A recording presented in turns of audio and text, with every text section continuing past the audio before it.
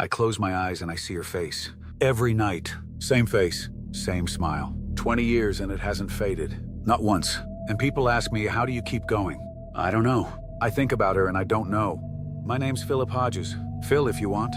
Everybody called me Phil. I'm 71. I used to run a gym on Fulton Avenue in Sacramento. Hodges Fitness. Had my name on the door and everything. Trained people for 22 years. Helped them get stronger. These hands used to spot 300 pounds on a bench press. Now they shake when I hold a coffee cup. Funny how that works. I've been in here 20 years for something I didn't do. 20 years, 7,300 days. And every single one of those days, I wake up and I think about Danielle. We broke up about 3 months before it happened, it was amicable. It ran its course. That's all. That's what happens sometimes. Two people love each other and it just doesn't work. I grew up in Rancho Cordova, east side of Sacramento near the Mather base. My old man worked at the Aerojet factory. Rockets, missiles, Cold War stuff. He'd come home smelling like chemicals and he'd say, Philip, whatever you do, work with your hands but work with people. Smart man. Never finished high school but smart. I listened. Opened my gym in '86. Nothing fancy, a strip mall space, some free weights, a couple machines I bought secondhand from a Gold's gym that went under. But it was mine. I built it. You know what I loved about that job? You could see the change. Week 1, a guy walks in, can't do 10 push-ups. 3 months later, he's doing 50. You can't fake that. The body doesn't lie. I met Danielle in '99. She walked into my gym wanting to lose 20 pounds before her sister's wedding. Short hair, green eyes, laughed at everything. Laughed at my jokes, which, trust me, that takes a generous soul. We started dating 2 months later. I was 51. She was 34. Some people had things to say about the age difference. I didn't care. When you find somebody who makes you feel like the room got brighter, you don't check their driver's license. 4 years we were together. 4 years. Best 4 years of my life. I would have married her. I wanted to marry her. I was going to ask her on her birthday in November, but she ended it in August. Said she needed space. Said she loved me, but needed to figure things out on her own. And I respected that. I did.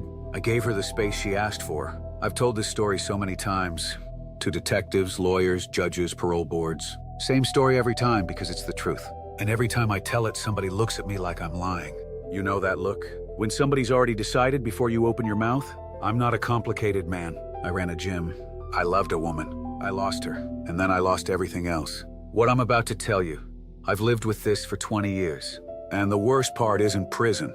The worst part is that whoever killed Danielle is still out there, and nobody's looking. October 14th, 2005, a Friday. I was at home. My apartment on J Street downtown, watching the A's game. Oakland was playing the White Sox in the playoffs. I remember because Zito was pitching and he was getting killed. Bottom of the third, I turned it off. Couldn't watch. I went to bed early, maybe 9:30, 10. I was training a client at 5 a.m. the next morning. Guy named Marcus was prepping for a powerlifting meet. So I set my alarm and went to sleep. The police came the next morning.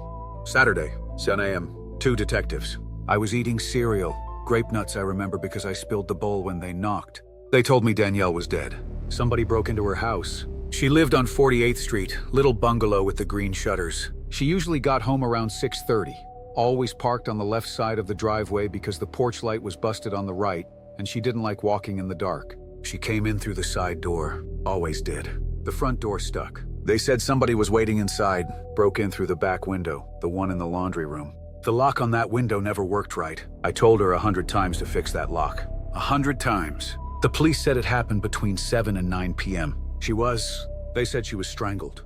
And here's the part that I can't wrap my head around. 3 months. We'd been broken up 3 months. And the first person they came to was me. Not a neighbor, not a stranger. Me. Because that's how it works, right? It's always the boyfriend. They asked me about her new friend, the guy she was seeing. He wasn't right for her. I mean, look, she was free to see whoever she wanted. That wasn't my business anymore. I'm just saying the guy had a record. Minor stuff, I think. And nobody looked at him. Nobody asked him where he was that night.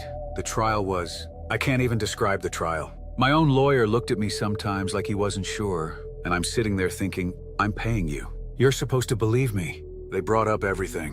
Every phone call, every text message. Made it sound like I was some kind of... like I couldn't let go. But that's not what it was. When you love somebody, you check in. You make sure they're okay. That's not a crime. That's what you do. I went to her house that night too. I didn't go to her house. I was home. I'm sorry. I get confused sometimes. 20 years of people putting words in your mouth, putting pictures in your head.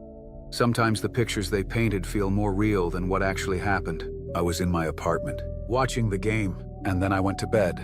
That's it. That's the whole night. You know what 20 years takes from you? My gym is gone. Somebody turned it into a nail salon. 22 years of sweat and iron, and it's a nail salon now. My mother died in 2011. I watched her funeral on a screen they set up in the chaplain's office.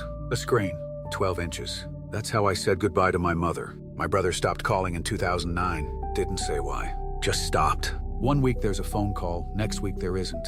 And the week after that you realize, oh, he's done. He decided. And Danielle, she didn't deserve what happened to her. She didn't deserve any of it. She was 37 years old. She had a career. She had friends.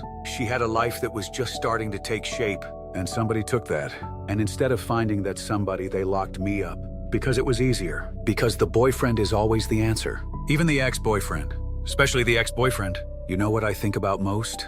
Not the trial. Not the verdict. Not even these walls. I think about the last time I saw her. We ran into each other at Rayleigh's, the supermarket on Freeport. She was buying strawberries. She always bought strawberries. Even in October when they're terrible, she saw me and she smiled. Not a big smile, just she saw me and her face did that thing. That thing where you see someone you used to know really well and you're not sure if it's gonna be awkward or okay. And I said, hey. And she said, hey. And we stood there in the produce section for about 10 seconds not saying anything. And then she said, take care of yourself, Phil. And she walked away with her strawberries and that was it. That was the last time. I still love her after everything. After 20 years in here, I still love her. And that's the part that kills me. Not the prison, not the walls. Just loving someone you can't reach anymore.